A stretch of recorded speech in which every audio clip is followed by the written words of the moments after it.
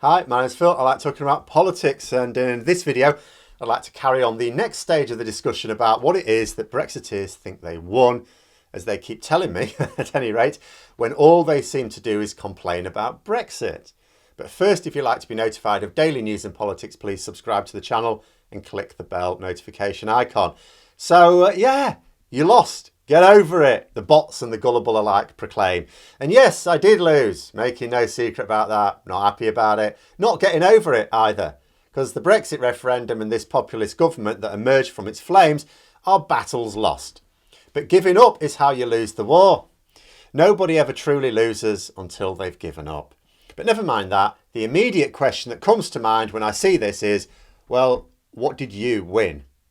Consider what they thought they were winning in 2016. They were winning a reclamation of fishing rights. Not entirely sure why that was important when we have hardly anyone working in the fishing industry in this country. I mean, it's important to the communities that do rely on it. I lived for over 10 years in a community that relies upon it. But only so many of them were ignorant of their own industry to think that they'd strike it rich by making bigger catches but selling less. But for whatever reason, they thought our fishing industry was going to enter a new golden age. How's that working out now? I'm not seeing much cheering about it. But it's because they didn't do it right. All right then, but it's still not a Brexit win, is it? Then we were going to be getting more freedom. What did Nigel Farage call the date of the referendum? Independence Day? I mean, if he meant the day when our country would be overtaken by aliens, perhaps he wasn't wrong. And Will Smith nowhere in sight to save us. But I rather think he meant to say that we'd be gaining freedom. Now, look, can't go anywhere with our blue passports that sort of look black. Supposed to be the most sophisticated passports in the world, that's what we were told. They don't even let you passports. The clue's in the name as to what they're supposed to do. One of the Expressor's latest is a moaning about how Brexit means more red tape for people trying to get to Spain. Now, someone was recently explaining the difficulties for us in visiting France. You may have seen it floating about. Having to prove that we have the means to pay our way, needing proof of where you're going to be staying. So, hotel booking, for example, would cover that. Or let's say you're staying at friends, obviously not going to have a booking. Well, then you may need to register at the local town hall. An epic amount of bureaucracy that might need a run-up of about a month before you can actually make the visit. So the idea of just getting in your car and driving to France for an impromptu jaunt is gone. And this isn't a rule for Britons. This is not a rule for people in the UK. And it's not a new rule. This is a long-standing rule for citizens of third countries. The article in the Express on Spain was talking about potentially needing a letter from the police. In reality, it's much the same system that exists for France. And I cannot get around this. The reason why you'd think, well, why isn't this a big issue everywhere else? It's because, like, people living in Japan or America, for example, don't just on a whim decide, you know what, I've got a week off, I'm just going to get in my car and drive to France or Spain or whatever. They don't do that. The countries that can do that, that are not in the EU, have arrangements in place to make that easier. We are the only country that's actually close enough to want to visit at, on a, something like that doesn't require a lot of planning, but don't have an agreement in place to do so. So yeah, this thing in Spain, it's only really the same as with France, only this one is more newsworthy in the gammon times because a lot of their readership is more likely to choose Spain over France for their holidays. So not for the first time, the words nightmare and Brexit have been used in the same headline in not just a pro-Brexit newspaper, but a pro-hard Brexit newspaper. These are all headlines in the Express, all of them. Relatively recent headlines in the Express from the past few months. It's almost like a subliminal message, isn't it? If I were to see headlines like this in a paper that was against Brexit, I would think it's subliminal messaging for rejoiners to Brexit supporters, isn't it? But this is the Express. If you're an Express reader, you are going to be seeing on a fairly regular basis the words Brexit and nightmare together. Because you are doing, these are them. That's what they're putting in their headlines.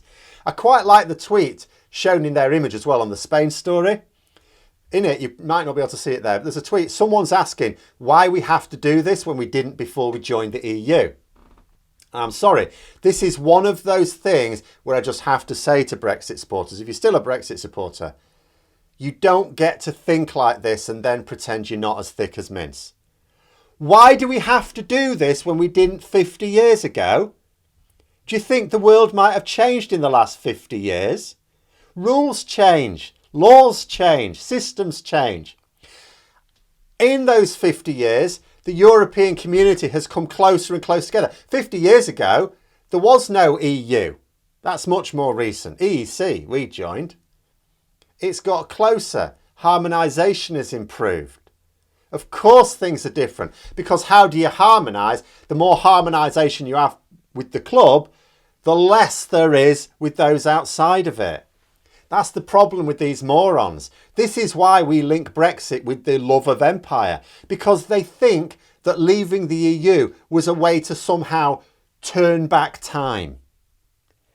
Not that we'd want to. I mean, it was before I was born, but even I know that the UK was known as the sick man of Europe before we joined the EEC. It's pure rose-tinted glasses from the people who benefited from the economic boon of joining with our European neighbours, but also remembered their jingoistic upbringing when the war was still a fresh memory for their parents. They just missed out on the pain of having to struggle through our economic decline before joining, but remember the bunting and flag-waving hysterics. So fishing is up the spout, and we can't actually travel anywhere without being treated to a banquet of paperwork. I could also talk about the trade barriers that are making exporting impossible for some and more expensive for everyone, to say nothing of the political tensions in Northern Ireland. Most of the gammons in the heartlands don't care about that, at least not yet. Then there's trade deals. I'm going to have to talk about this more in this week as well. We're going to be able to strike trade deals all of our own. You know, this was marvellous, they thought. But what happened? We've struck a trade deal with Japan that is heavily in favour of Japan. Although at least it doesn't seem to be destroying any British industry as yet. It just isn't helping any. We struck a trade deal with the EU that is heavily in their favour. This is leading to the collapse of businesses who cannot manage without frictionless trade with the EU. It's hurting our lucrative financial services industry particularly hard, and services in general are going to be badly beaten once it becomes possible to travel around the continent to meet clients again, because we're not going to be able to do that. At the moment, we're getting away with it because deals are largely conducted remotely with the pandemic. Once people are free to move around again, and we find that we're still not free to move around again, we're in a bit of trouble. We are about to strike a trade deal with Australia that is heavily in their favour and will mean the end of British farming as we know it. Canada are now eyeing up the fact that our trade deals are always heavily in favour of whatever the other side wants, and are sniffing about for a slice of the action before we get a government that actually acts in the national interest again. And just to highlight the weakness of this position, there are reports that Norway is looking to potentially block a trade deal with the UK because it would harm their farming industry. Further highlighting how Brexit has made us much less strong. We said that it would be harder to get good trade deals, not easier. The very people who scoffed at that are now moaning about the trade deals we're getting. Not that I'm going to include the Express in that number. They're trying to sell the deal to their readers. I had to laugh when they argued in favour of the Australian trade deal by quoting an Australian farmer. So here's how it's going. Someone's saying this trade deal will be amazing for Australian farmers, but it's going to be really bad for British farmers. It's terrible. The Express goes, no. You've got it all wrong. Here's an Australian farmer to mansplain it to you. And it's not just that all these things are bad. The Brexit media are full of condemnation for it.